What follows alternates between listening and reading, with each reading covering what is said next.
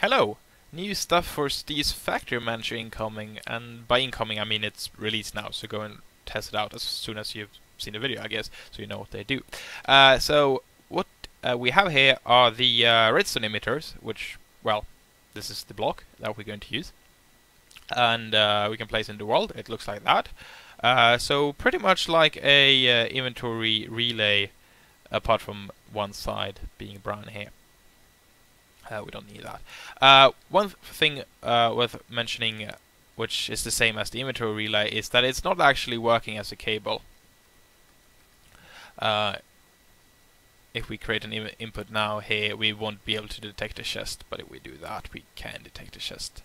So it's not actually relaying a cable signal, because that's like the end of the cable. But if we place it like that instead, we can actually use it. So you might have realized there's something else down here. Managed to miss that. Drop to the other side. You might have seen this, create redstone emitter. So we have a command here for controlling these blocks. So we can't do anything on them, like clicking here, nothing happens. Like I can't open an interface or anything. It's all done in the manager, as it should be. And to try these things out, I'm going to set it to be redstone control, this trigger, and let's grab from the south side.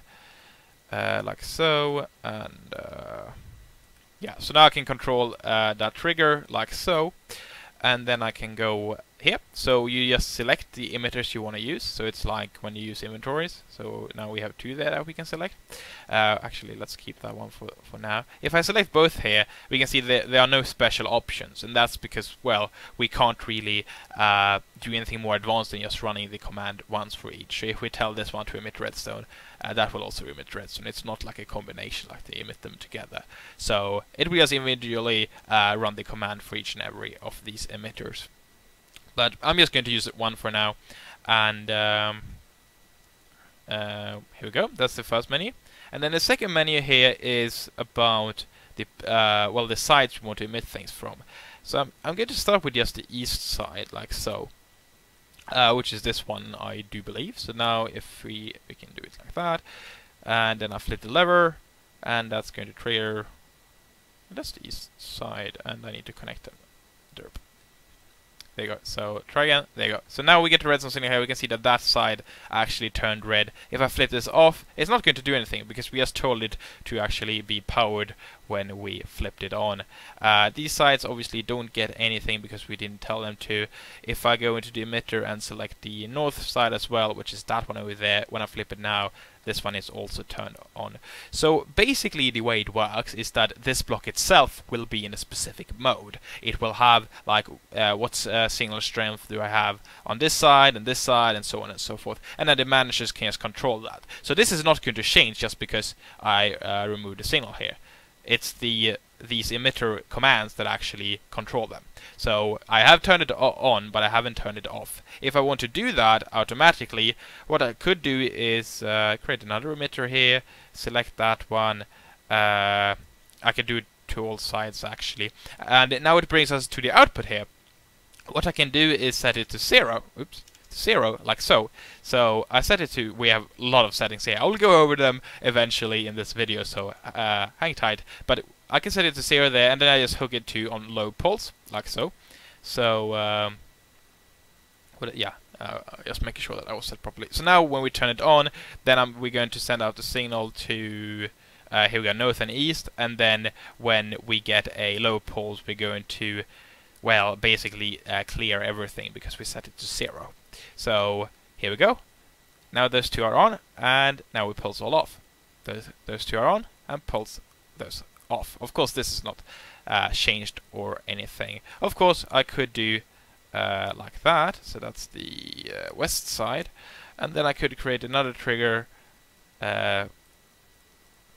Redstone controlled. I'm going to set the west side like that, and then I create a third emitter, which will be emitting for that one on the south side, like that. So now if I well, do that, that's going to turn that on, then when I turn it off, all of them are going to turn off, that off. So as we see, we use this trigger just to turn on that path, even though this is actually resetting this line as well. So you can do a lot of things there. Right, so before we're going to move on further with the output here, what I want to do is actually take a look on this thing. So we can actually output weak power or strong power. And to show that off, I'm actually going to select the south side like that. So now we have this to the south side, both to 15 in strength, but this is going to be strong power instead. Right. So now if I pull that lever, that's going to happen there. Let's make it a little bit brighter. That's the wrong thing. Derp. There you go. If I can spell. So now when I pull that lever, obviously all went on like so, because, well, the sides here all are on like that. However, now if I pull this one, we can see that it changed here a bit. That means we have a strong power. Here we still have the weak power like so, and then if I turn that off and turn it on again, we have the weak power again. So basically, if it gets a weak power or strong power, depends on which setting it got previously. So because this is controlling weak power, it's set to weak power again. So what is weak power? Well, I can show it quickly like this. So when I pull this lever here, we get a strong power, which means that the signal will go through it completely. If this redstone wire here, that one is going to give us a weak power, so that won't send it through. So basically what this means is, quite simply, if we send out the strong power here, we can also receive it through a block, like that. Or even like this. So now if we flip that on, we will still have a signal here. So if I remove that, we'll see we have a signal. So if I hook that up, we will get a signal like so. But if we make it strong as well, it will go through the block, sending out signals here. So basically, by changing these things here, you define if you want a weak or strong power. And like I said, the setting you had previously will be the thing you're going to use. So that's that for this menu. So now we have the emitters and the sides there. And we've seen the output here a bit. So here you can just set the strength of whatever you want. So what I'm going to do now is go, let's do it like this. So output, and then we set it to, I don't know, 5. So now if I flip this lever here, we can see that this strength is kind of weak. Not in the sense if it's weak or strong going through blocks, but weak in the signal strength here. So as we can see, that's not going to give us a signal while that is. So 1, 2, 3, 4, 5, because I set it to 5. And this also has 5, and this also has 5. So if I do 1, 2, 3, 4, 5, that's not going to go through there if I do it like that. But obviously, if I pull this one, it will do that. Not because it's strong. That's just how, if it goes through blocks or not. But because I told it to have a signal strength of 15. So don't mix those two up. Strong and weak power has only to do if it can go through a block in the beginning, like so. Which is, think about it with the lever and the normal redstone signal. That it goes like that. That's going to produce a weak signal in there, unless we do it like that. That's a strong signal, and then we have the signal strength as well. So that's one thing, just defining the strengths. But we can do a lot more, as you might have seen. What is this doing, by the way? Yeah, that's resetting them all.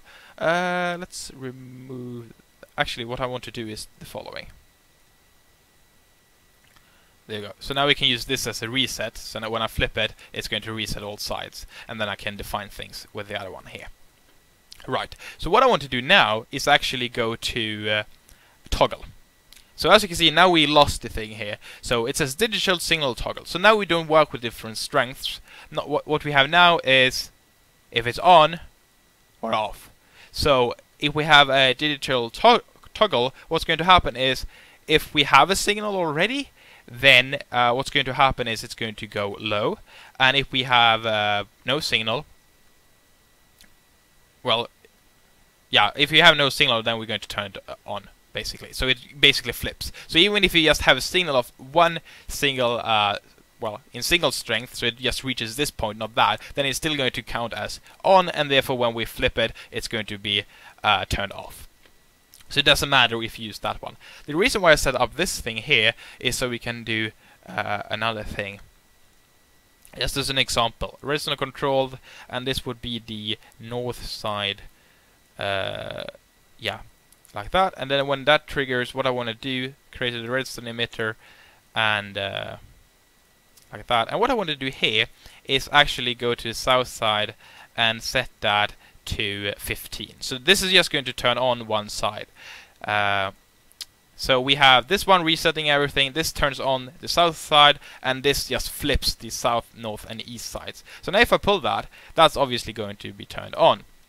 If I pull this one now, as we can see, it flipped them all individually. So this one, the south that we're already on, turned off, whereas these guys turned on. So now they are, if you wish, out of sync, like so.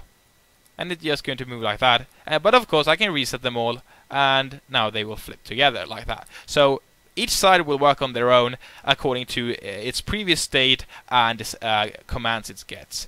Obviously, we're not telling some of the sides to actually do anything here. The upside, the downside, and west side could still be used, even though one of the signals will sort of go through this block. I'm not sure how that works entirely. So you basically get 5 sides to work with. Right, so that's that one, but we have more settings.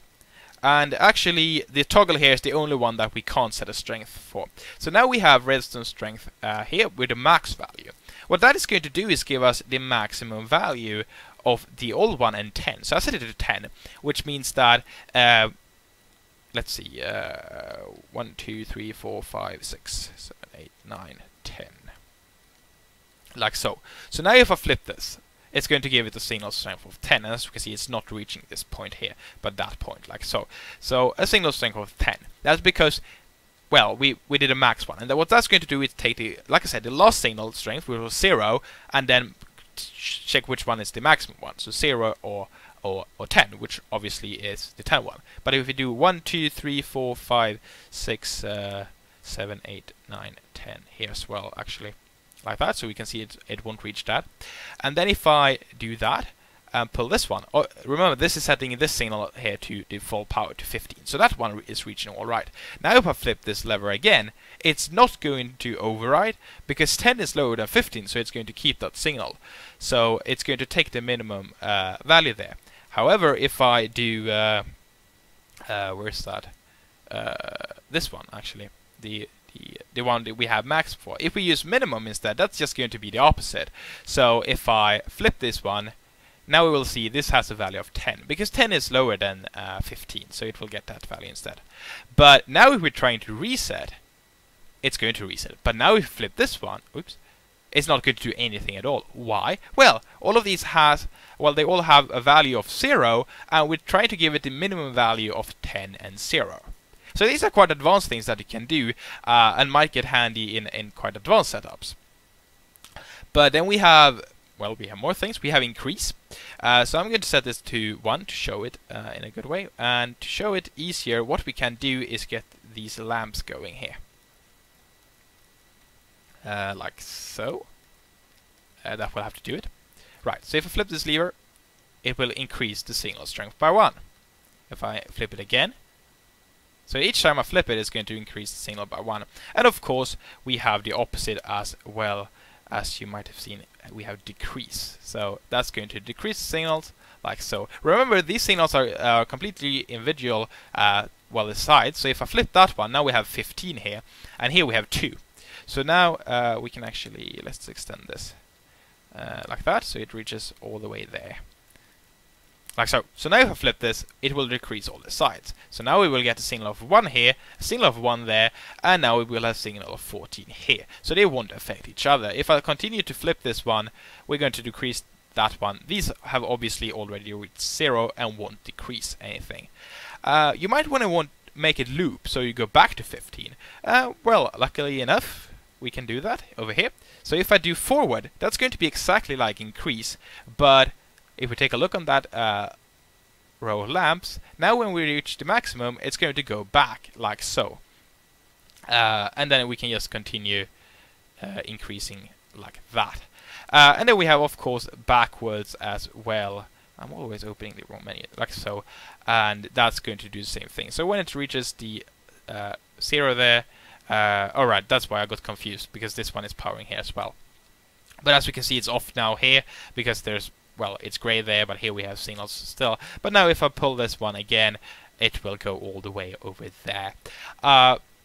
worth noting, the reason why it moved 1 was obviously because I had a 1 there. I can go with the 3 instead, and now each time I pull it, we can see that it's going to decrease the signal by 3. But since we're using backwards and not decrease, it's going to loop back to the maximum value. So basically, if you had a value of 1 here and decrease it by 3, then we have 2 still to decrease, so we get 13 as the value in the very end.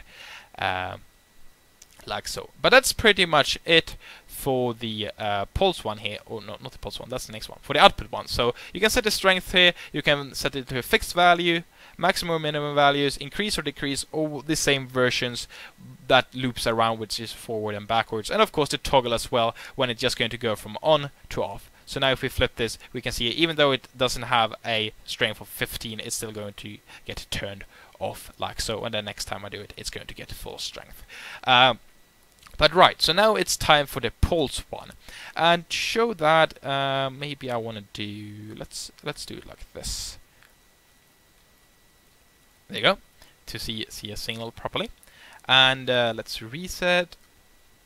And now what I'm going to do is hit that do emit pulse. So now what this means is that after 10 ticks, it's going to go back to its initial state. So if I flip the lever now, it's going to go on and then go off again. After 10 ticks. On and off. But I didn't say go off completely. I said back to its original state. So now if we go and... which one is that? That should be this one. And I'm going to set it to the north side instead. And tell it to output a signal of... I don't know, 3. So this is this side over here. Like that, I think will be good. Okay, so now we have, so I'm just setting up this repeater so we can see the signal better, like so. Right, so now if I pull this lever here, it's going to set this side to signals of 3. Remember, what is this set to? Well, let's take a look. It's set to pulse it for 10 ticks. Right, so now if I flip this lever, what's it going to do? What do we have it set to actually? Toggle. Let's set it to fixed. It's easier to see this way. There you go. But you can use it for any of these settings. But it's I can mention a bit later how exactly it works with other settings. But now if I flip this lever, it's going to set all the signals to 15. It did. Over here as well. As you saw, it reached this point and moved on. But then it went back to this thing. So our previous signal over there was 3, and therefore when the pulse finished, it will go back to that state. So you can do inverted pulses, so you have a high signal first and set it to 0, then after the time you set it to, it's going to go back. So now it's going to go back to 0, just because, well, it was at 0 to start with. Now it's at 3, and therefore it's going to go back like so. Of course, we can set the times to be much higher. We can go up to 99 seconds and 19 ticks if we want to, so that's basically 100 seconds. But that's going to be a long wait, so just to give you an example there, 3 seconds like so. So now the signal will be on, and then we wait 3 seconds, and then it will be turned off. Or in this case, go back to 3 ticks, or well, 3 in strength, as we had it. And if we use it with the toggle thing here, it's going to work exactly the same way. So basically what we will see is this one will turn on, this one will turn on, and then this one will turn off, because it has a signal here already. But then when the pulse ends, it's going to reset it as it were previously, which is 3 in strength. And that was why we saw that earlier, like so. So off, and then after 3 seconds, this will go on again to 3 in strength, and those will go off. So basically it saves the state it was before, and then it will go back. We can even take a look if we go to the emitter, not that emitter, this emitter, and then we set it to be strong, use a strong power instead. If you remember, it's going to show differently like that, and we can also send it through that block. It still has a signal of 3 actually, even though we get 1 block extra like so, so it's not going to reach that. So we're actually using a strong power with a low signal strength, which is totally fine.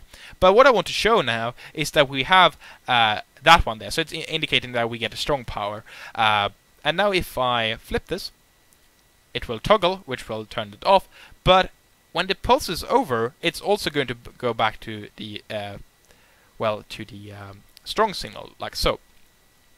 And if we hang on a sec, go back to fixed here. So now I won't toggle it, but now I will set it rather. So I set it to 15. As we can see, it's a weak signal, even though the signal strength is 15. And then when it goes back to a weak signal. Well, a strong signal with a low signal strength. So yet again, don't mix up a weak and strong signal with how high the signal strength is. So it's the pulse is going to include if it's a strong signal or not. Right. So we're pretty much finished, but we have a few things left here. These settings here, and these are for multiple pulses. How it will interact with multiple pulses. Right. So if I let's do it like this. Let's go to this thing here, and this will also pulse now. And what I'm going to do is set it to like 5 seconds or something like that, and we will have extend old like so. So remember what this does? It sets this thing here to 3. And now if I would pulse this one first, we would be in the middle of a pulse, right? And then I pulse this one. It's going to set this to 3. But what happens? Well, that pulse turned off here, and then this one turns off. Why? Let's think about what happened. When I turned this on, what that said is set this to 3. Right. And what is a pulse? Well, when the pulse is over, it should go back to its original state. Its original state was actually 15. That one cost 15, so that would be the original state for this one. But since we tell it to extend old, that means that if we have something there already, it will simply tell that one to continue. So we told it to continue for 5.5 seconds. But then when it goes back, it will go back using this setting here that we triggered like so. So if we have something there already, just continue with that one, but with the extra time we gave it.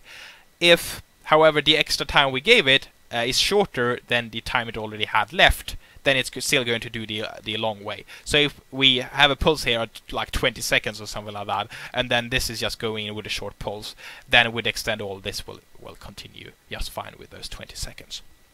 Right. So that's extend the old one like so, and then we can use keep all. What's keep all going to do is it's going to keep all the pulses in like a buffer in here. So if I trigger this one like so, then I trigger that. Now it will go down to 3. Then that pulse will end, which will bring it to 0. Then this pulse will end, which will bring it up to 15 again. Why would it bring it up to 15? Well, remember when we triggered this pulse in the beginning, then this signal had 15 as its strength. So first we told it to have 15 with this one, then we told it to have 3 with this one. This one is telling it keep the pulse. If you have something old there, just keep it. Then we saw everything turn off because this pulse ended, and then we saw this turn on again because this pulse was setting it to go back to 15 because that's where it started. So let's reset that. So that's the old one. So you can have a lot of pulses just going on at the same time, and they will simply stay there and then trigger as they would normally. So yeah, so that's that one. But then we can also go to, and the reason why I'm setting the settings here is because in the examples I'm pulling this lever after that one. So it's basically when I'm triggering this emitter command here, then it interacts with depending on where they are already. Because this one is first, it doesn't really matter what I have a setting. Obviously, if I pull this one after this one here, then this setting would matter. Right. So if I use the keep old one, then what's going to happen is that if I have a signal over here, like so, we turn it to 3, that turns off. By saying keep old, if we have a signal there already, then this pulse here is just going to disappear. So this will never turn on again because this pulse, the pulse that we generated here, never happens. However, if we don't have a pulse, remember at the specific side, then this will pulse anyway. So now it will pulse off because we had a signal of 0 previously, like that. And then the new one, sorry, that one. The keep new one is, if there's pulses there already, remove them all together. So all the pulses that already exist for that side will get removed. So if I do that, we set it to 3, and then we'll see that these 2 pulses off. This doesn't react to that at all because we removed that pulse, and then this is turned on again because the signal strength we already had was 15 when we started. So some of these might be a bit odd how they work, but that's because you can use them in very advanced setups. Usually this extend all works pretty fine, because then if you have a low signal here first, you pulse with this one. Let's set it to extend all over here. So then if we pulse it like so, then it will simply go back to 0 in the very end. It will go back to 0 later than usual, just because we pulse here as well. But apart from that, it will be just fine. So we get the signal that we wanted. We want this signal strength of 3 for 5 seconds and 10 ticks extra atop on that, but it will still go back to the strength we had from the very start, which was 0. So that's pretty much it. Now I've obviously just used them with the triggers directly to the emitters, but what you would do would obviously be to use conditions and do that, so you can interact a lot with the redstone from the triggers through a lot of movements to the emitters, and yeah, set up quite a lot of things. So quite a lot of things you can do here.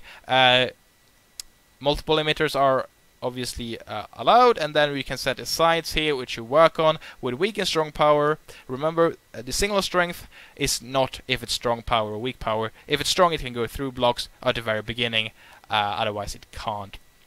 Output here, you can tell it to be fixed to the value we set it, or toggle between on and off, and of course these things here, so the maximum between the set value and the current value, the minimum, increase it, so we move it forward, decrease it, we can move it forward as well, so we increase it, but we also loop around it, we hit the top. Backwards, we go backwards, like we decrease it, but we loop back to the top if we go below 0. And then pulse here, you can tell it to turn on, off, and by off I mean go back to the state it were previously. And then with these, I would say that these things are probably the most advanced things that might be a bit tricky to get your head around, like exactly how over. So basically these 4 settings here are how one pulse should override another pulse if there's already one there currently running.